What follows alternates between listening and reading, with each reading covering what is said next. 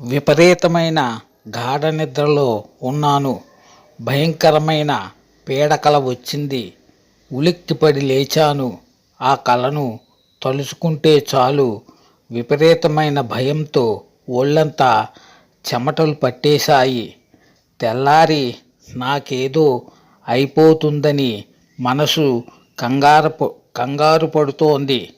ఒళ్ళంతా వణుకు ప్రారంభమైంది. నెమ్మదిగా లేచాను. పూజ గదిలోకి వెళ్ళాను. శివుని ముందు కూర్చుని నా భయానికి కారణమైన కలను చెప్పుకొని కొంత సమయం శివుని దగ్గర గడిపాను. తరువాత వచ్చి కాసిన్ని నీళ్లు తాగి మళ్ళీ నిద్రపోయాను. ఆ శివయ్య దయ వల్ల నాకేం కాలేదు. మనసు ప్రశాంతంగా ఉంది.